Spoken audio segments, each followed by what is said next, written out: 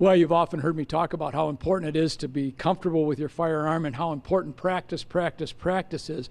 But you know, equally important is how to store and secure that firearm. With me is Nate Sullivan here at Williams, one of our sales representatives.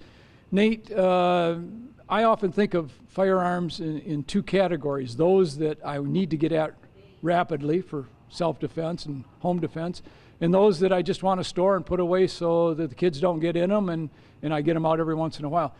Let's talk a little bit about the basics of storing and securing your firearms. So there's a lot of different ways to safely store and secure a firearm. One of the basic ones being a trigger lock, which is just a clamp-on style that would go over the trigger guard, or a cable lock that would run through the magazine well and out the bottom. That's going to be really good for short-term storage, and so the firearms are unusable to anybody who doesn't have the key.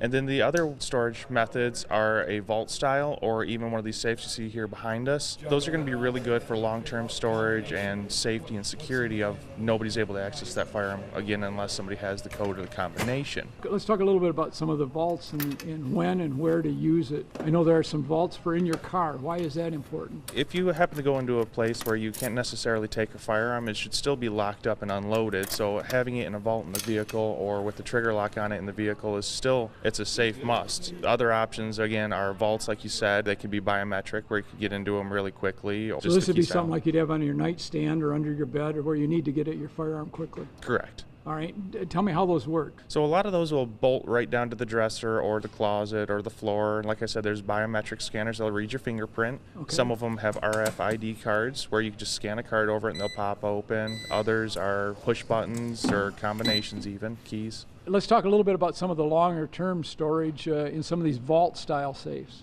So some of the vault style safes have electrical outlets for dehumidifiers, or they've got special storage for coin collections, jewelry boxes. Fire rating, explain that a little bit. So a fire rating is the amount of time that the items inside the safe will remain safe until the fire destroys them. And most of the Brownings, they run from 30 minutes to about 160 minutes, upwards of 1400 degrees. All right, Nate, good information, appreciate it. Thanks, sir.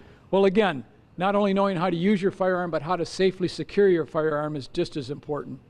For ABC 12 News, I'm Tom Wright from Williams Gun Sight Company. Back again next time.